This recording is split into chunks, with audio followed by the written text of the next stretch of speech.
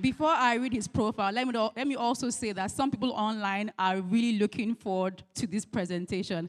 I have seen comments to that effect. Born in 1967 in Gwaranga, Bogoro, Bauchi State, his quest for higher education, public good, and the pursuit for excellence took him to the University of Jos, where he obtained a Bachelor of Laws degree. Dogara then attended the Nigerian Law School in Lagos, after which he was called to the Nigerian bar. Additionally, he holds a master's degree in international commercial law from Robert Gordon University, Aberdeen, Scotland. Dogara's professional career began in the legal field.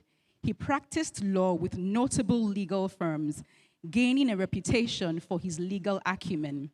He also served as a special assistant to the Minister of State for Transport. Yakubu Dogara ventured into politics in the early 2000s. He was elected into the House of Representatives in 2007 to represent Bogoro Das, Tafawa Balewa Federal Constituency of Bauchi State. He rose to become the Speaker of the House in 2015. He was elected as the Speaker of the House of Representatives, a position he held until 2019. His tenure as Speaker was marked by efforts to reform the legislative process and enhance the efficiency of the House. As Speaker, Dogara was instrumental in passing several key legislations and championing reforms in the legislative process. His leadership style was characterized by a commitment to transparency, accountability, and inclusiveness. He played a significant role in advocating for the independence of the legislature and strengthening democratic institutions in Nigeria. After serving as Speaker, Dogara continued to be an active voice in Nigerian politics. He remained involved in various political and social initiatives, contributing to discussions on national development, governance, and policy reforms. Coming from a farming community, Honorable Dogara developed a strong interest in agriculture since his childhood.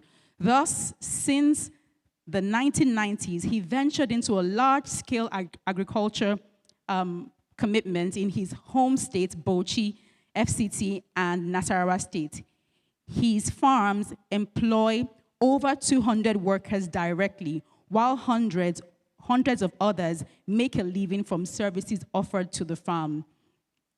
In his plantation, he cultivates banana, mango, lemon, pawpaw, cashew, and many others. He also has ventures in fisheries, poultry, animal husbandry, rice farming, vegetables, using greenhouse technology, among others. His farm also produces special species of rice and flour. Yakubu Dogara is married to Mrs. Gimbaya Yakubu Dogara, and they are blessed with children. His personal life reflects his commitment to his faith and community service, often participating in and supporting various philanthropic activities. Please join me with a standing ovation as we welcome the Right Honorable Yakubu Dogara to the platform, Nigeria.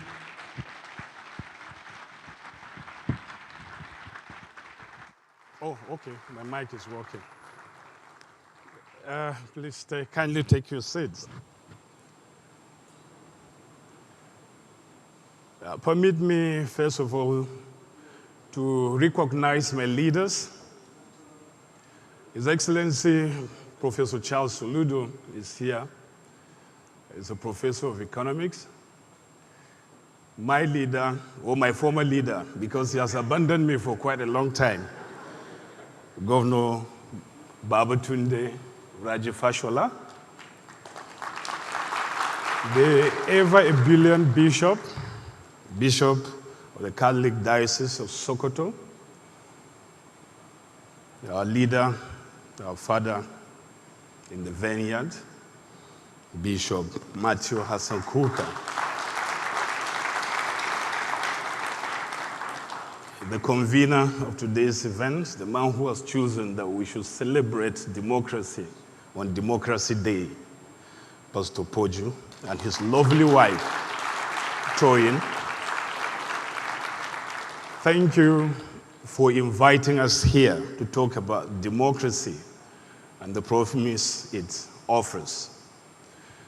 When I got this invitation, I had to sit down just yesterday to be deliberate about what I want to say here, because I want to run away from excuses that perhaps I said something off the hook. That was why I made a mistake.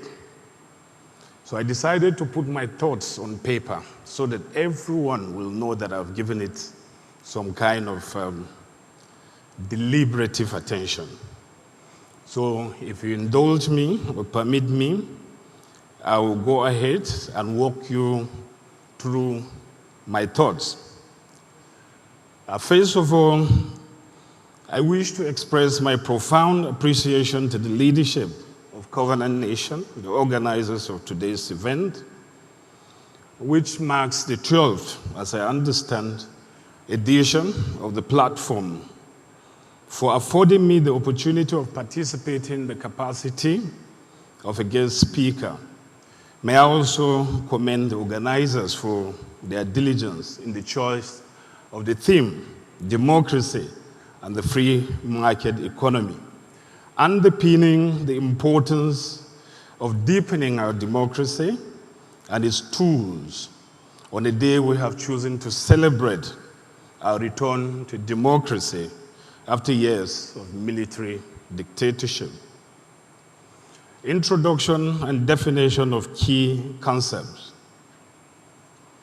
Reading or listening to the news these days is easy for one to despair about the state of our democracy relating to its failure to protect our economic and social rights. Of course, that was spoken to by the last speaker. More than 2 decades of unbroken democracy has not resulted in adequate security of lives and properties of our citizens, quality infrastructure, decent employment, access to qualitative education, health, shelter, food, and water, nor afforded the generality of our people adequate standard of living. These are the economic and social rights. They enable people to live with dignity and participate fully in society.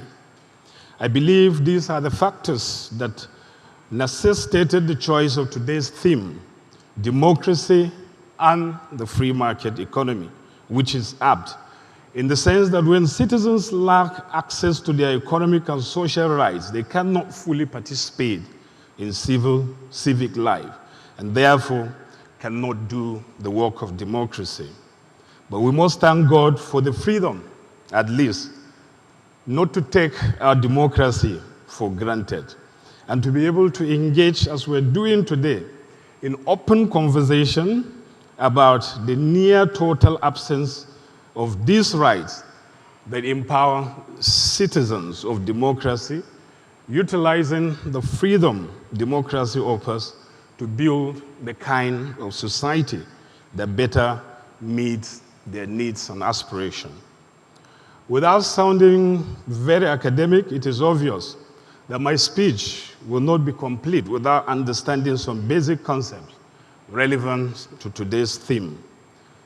Talking about democracy, what therefore is democracy, and how has it evolved over the years? It seems from available evidence that there are no settled definitions of democracy.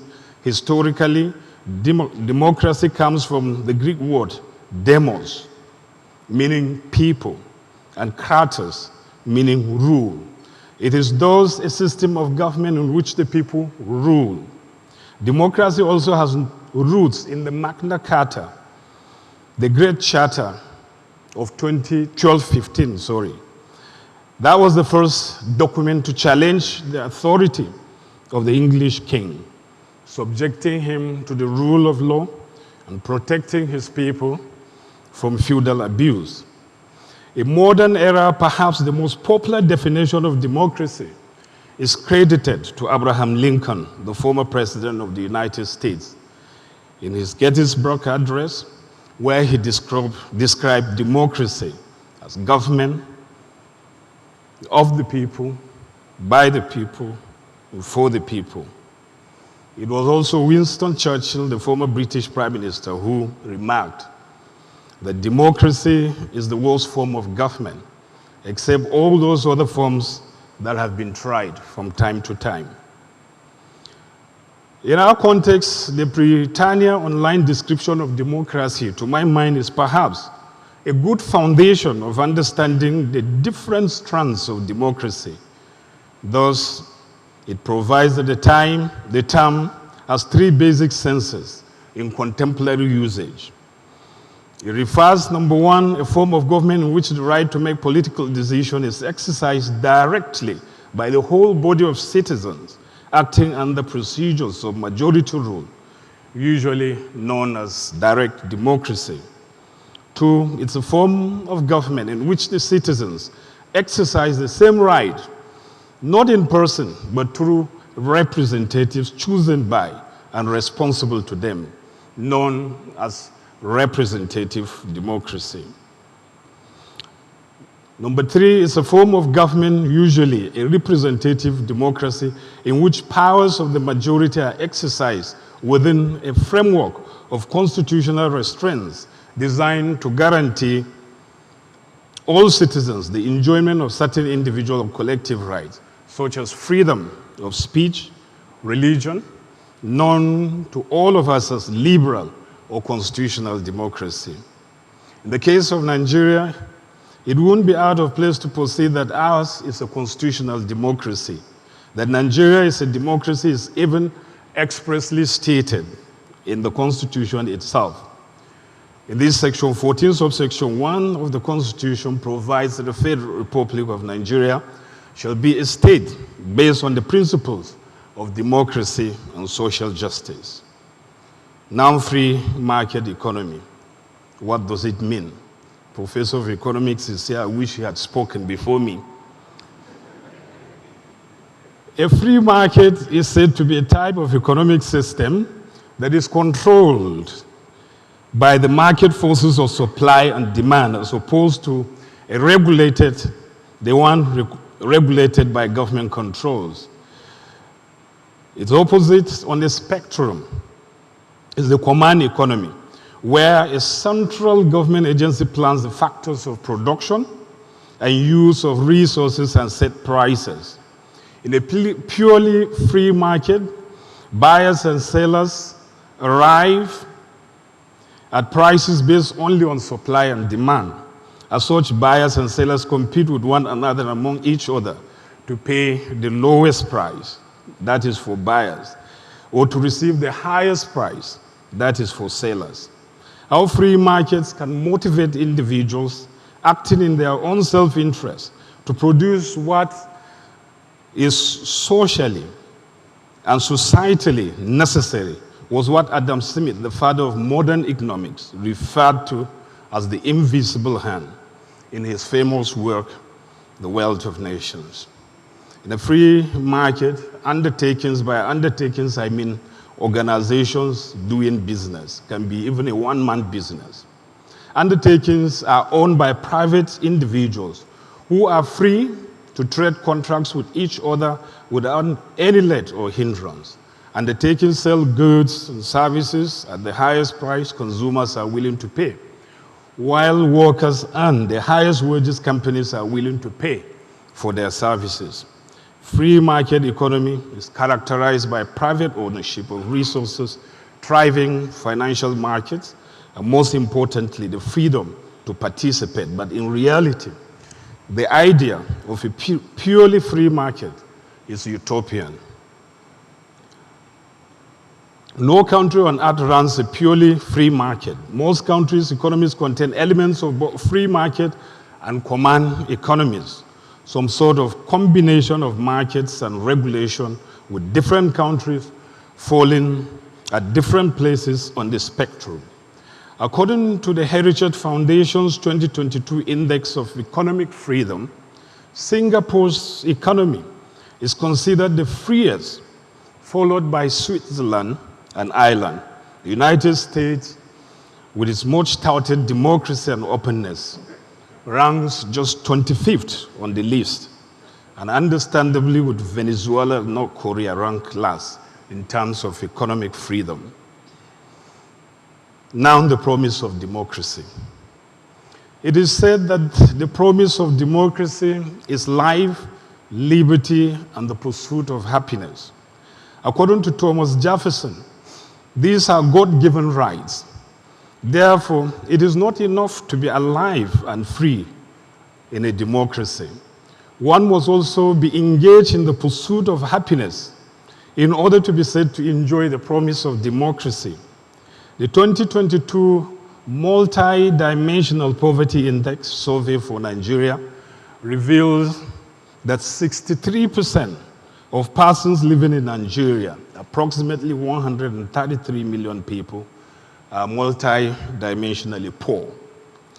That being the case, we can say without the fear of any contradiction that our democracy is not working for majority of our citizens.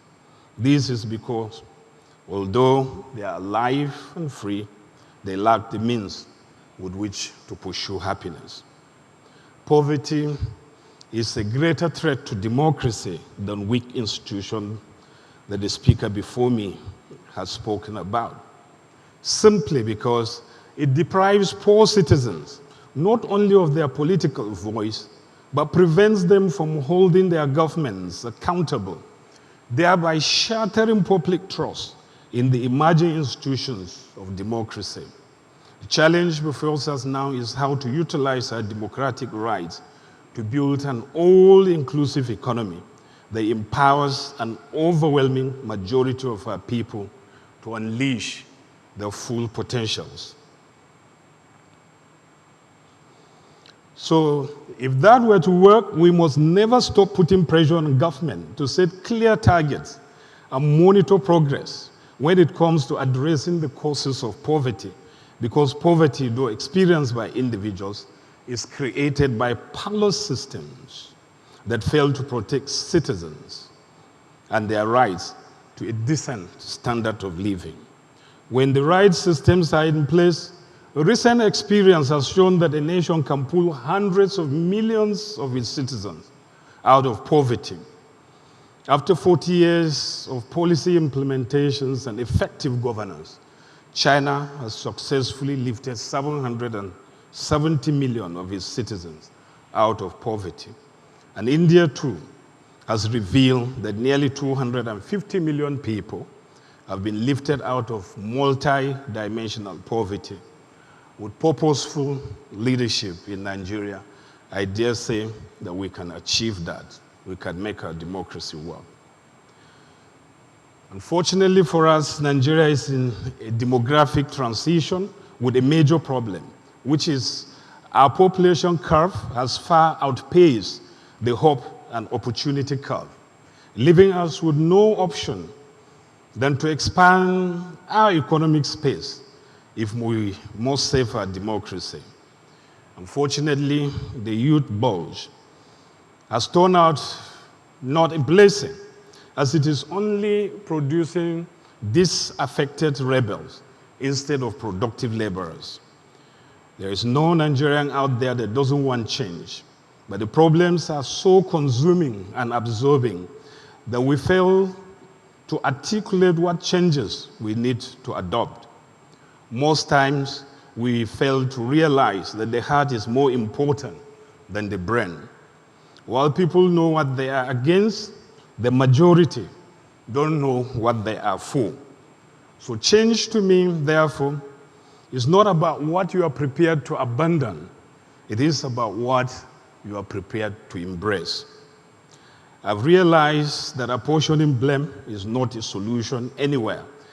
In as much as I don't want you to trust me to land the plane when it comes to proffering economic solutions, as I have seen countless first-class economists in CBN and other financial institutions in Nigeria doing so much over the years, but not getting anything done. It is like they have always sailed on a clear boat. I wouldn't even bother talking about how we got here, because that is a discussion that saturates the media space. But permit me to bore you with what I consider commonsensical solutions to some of our nagging economic challenges. And I say this from my heart. I think the most critical challenge the economy is faced with now is the crisis of foreign exchange, Forex or FX, as they call it. This is by far the major malaise afflicting our economy at the moment. In June 2023, the CBN undertook a critical policy decision to implement a new foreign exchange policy that provides for a unified and free-floating exchange rate. This means that the exchange rate of the local currency to the USD and indeed to all other currencies will henceforth be based on freely priced transactions between willing buyers and willing sellers. Since then, the Naira has depreciated against the USD in both the official and parallel markets. This has seen the value of the Naira cascading to a near-death downward spiral in the parallel market, where it has lost more than 100% of its value. Governments all over the world are tasked with strengthening the value of their national currencies for obvious reasons, including but not limited to the following. One, strong currencies increases the purchasing power of citizens and enterprises in the country. Two, the stronger a currency, the more likely the surge in investors' confidence, because foreign investors make rational choices and are more inclined to invest in countries with strong currencies as they stand to gain higher returns on their investments when converted back to their home currencies. A strong currency is frequently associated with stability and prosperity. In other words, it determines the health of a nation's economy. As we can see, a strong currency creates humongous surface level and nuanced advantages for citizens.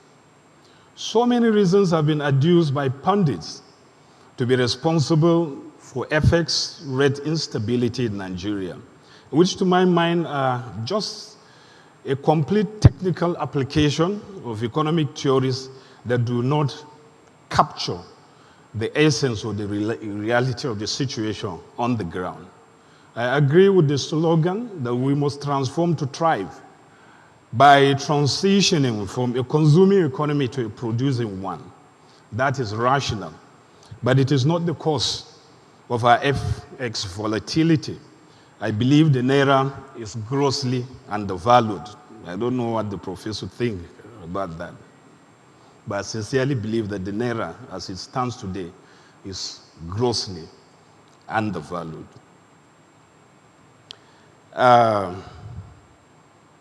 This is because the most productive nations are not necessarily the nations with the strongest currencies. China is a perfect example. Take a look at the West African CFA franc countries.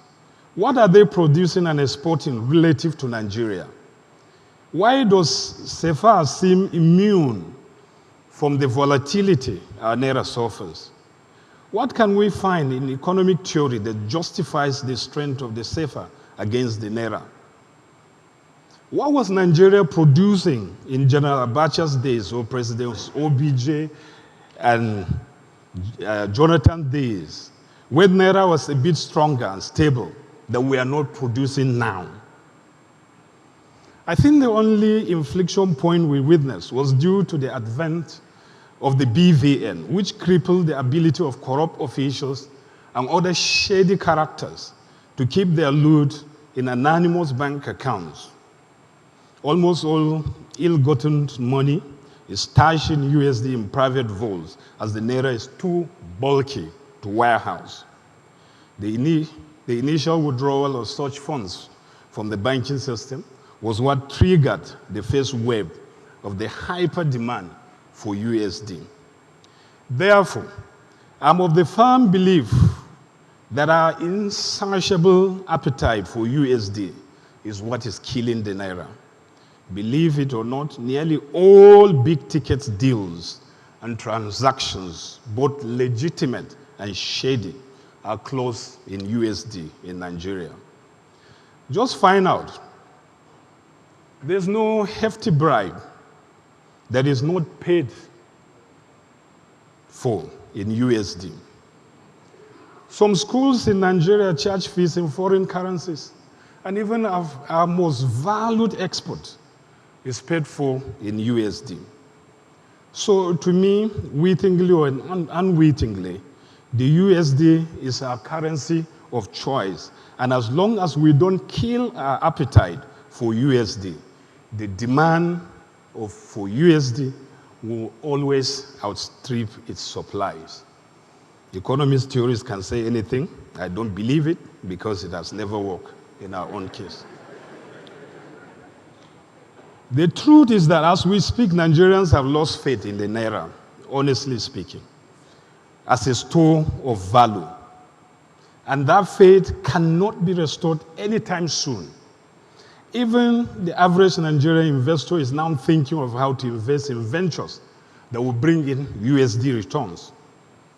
PMB's currency swap with China didn't work out for obvious reasons. The euro, a very stable currency, has also been around for many years, but is still unable to replace the USD. It is better to tell ourselves the home truth. The USD is not going away anytime soon. The challenge before the government is how to unlock and make the USD locked up in private vaults in Nigeria begin to chase the Naira. That, to me, is the commonsensical solution. I believe we have enough dollars in this country that we can unlock to make our economy work and to crash the FS rate. I believe so. So to achieve this by far the most important aspect of my presentation. They may be controversial, but honestly, I don't care. To achieve this, the government must demand that all Nigerian exports, including crude oil exports, be paid for in Naira.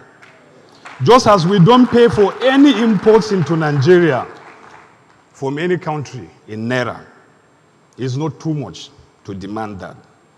2, government should raise loans from Nigerians with large FX holdings by applying moral suasions.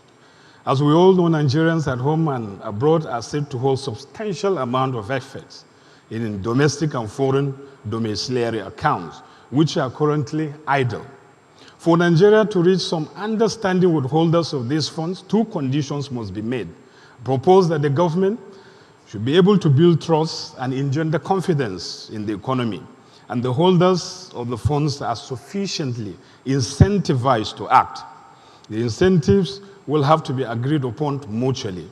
For example, no one is compelled to disclose the source of their FX, and B, government provides sovereign guarantees to repay on agreed terms. Now, government should improve inward remittances of funds by Nigerians in the diaspora. Diaspora funds are excellent and reliable source of funding development in several developing and emerging market economies. There are said to be between 5 and 15 million Nigerians in the diaspora with remittances in excess of 20 billion USD. This is more than 80% of our federal government's budget. However, these funds do not go through the proper channels, and the CBN is unable to reap the benefits of foreign currency transfers. Again, Nigeria must make an attractive value proposition to its citizens abroad to engender their confidence and attract remittances through proper channels. Now, this is the controversial one. And I say government, through credible intelligence generated by our security agencies, ought or should know those individuals in Nigeria who have taken advantage of the system and they have idle USDs stashed in their private vaults. Such individuals should be offered the incentives I talked about in paragraph 2 above, And should they fail to respond, it is my considered opinion that Mr. President should invoke and apply the MBS solution. We know what MBS solution is. Mohammed bin Salman in Saudi Arabia. No one who has taken advantage of the system should have the liberty to store in excess what his or her country desperately needs in order to lift millions of its people out of multi-dimensional poverty. Mr. President must be told that nothing done to afflict the comfortable in order to comfort the afflicted and heal our economy qualifies as a vice. Likewise, comforting those who have put our economy on a chokehold by taking unfair advantage of the system is not virtue.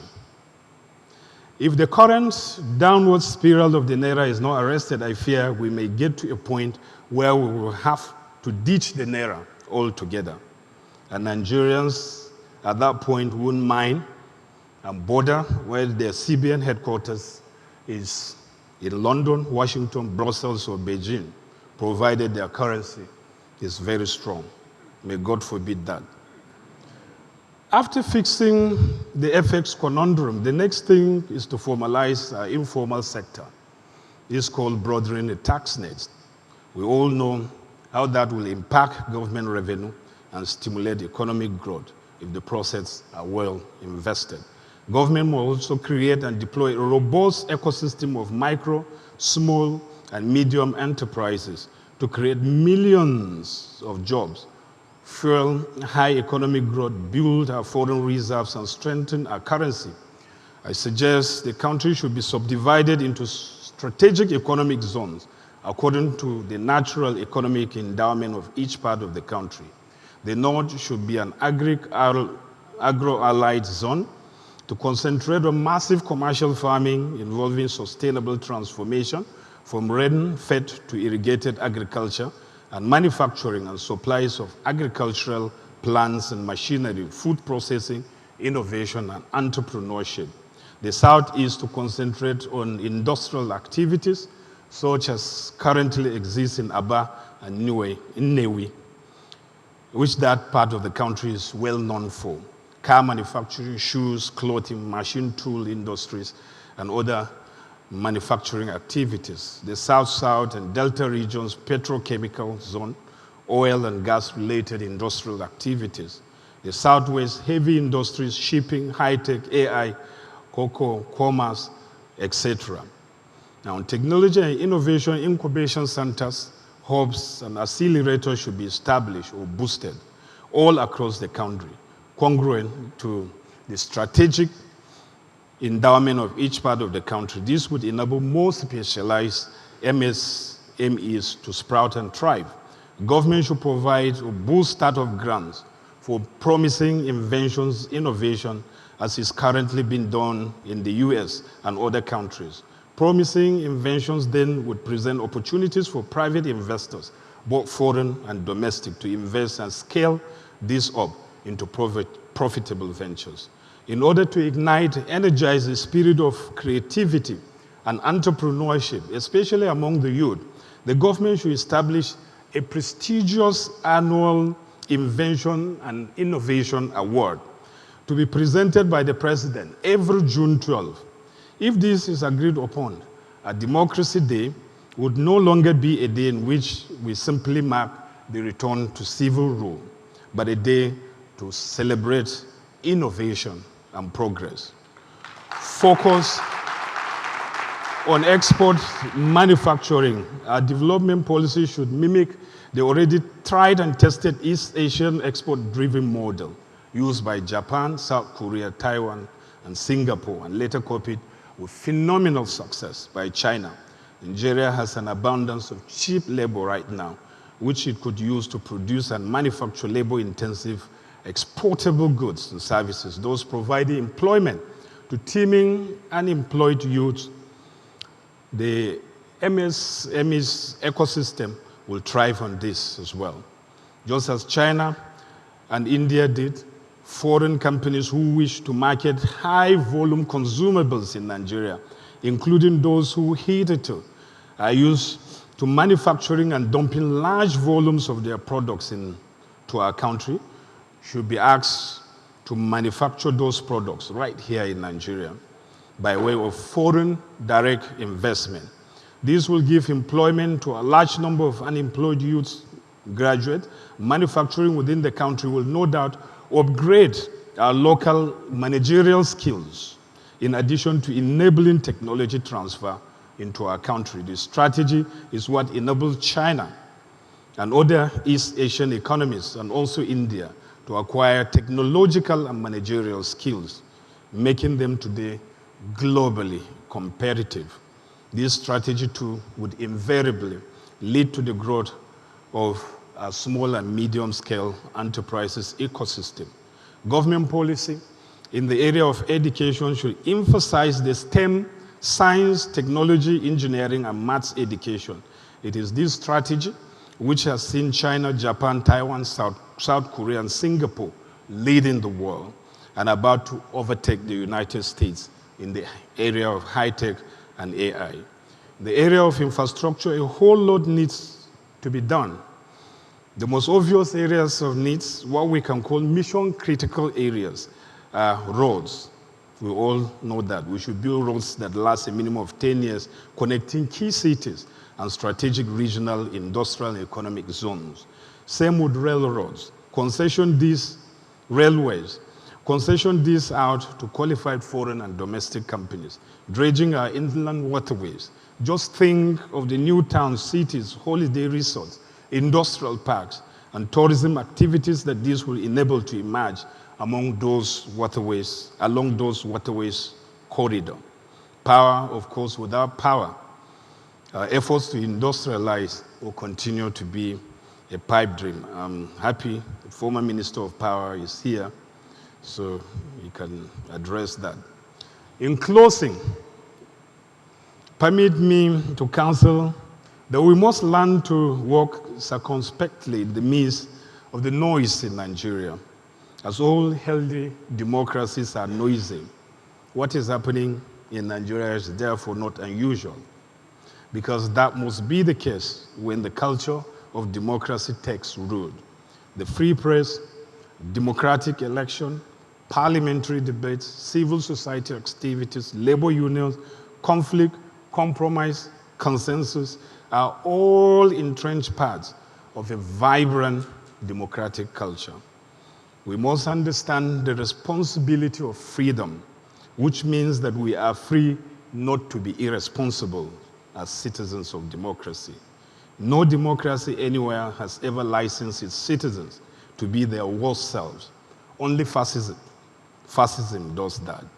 We must therefore deploy our democratic rights to build rather than to destroy. For progress to be made, we must creatively create a reward system that works only for citizens who are bakers, not those that are hunters. By that I mean those rent seekers, masquerading as businessmen and women who now promiscuously litter our economic space. If Nigeria keeps holding on to what is normal, it will keep letting go of what is possible. We must never lose sight of the fact that scientists built the Titanic while amateurs built the Ark. But the Titanic couldn't survive a collision with an iceberg, while the Ark defied the global floods. The fight to rebuild our faltering economy is our collective fight. We must lead the way. The government must lead the way by being very aggressive in the pursuit, design, and implementation of appropriate policies that will give birth to a robust ecosystem of MSMEs all over the country. Finally, we must learn as Nigerians to resist the temptation to define our happiness as the other groups' unhappiness. And we must tame our misdirected rage as government that we wrongly believe is big enough to solve all our problems, but is unable to do so. The sooner we accept the fact that our government is limited and therefore limited in what it can do for us as individual citizens, the better for us. As difficult a message to sell, but that is the raw truth. Thank you for listening. May God bless you, and may God bless our country, Nigeria.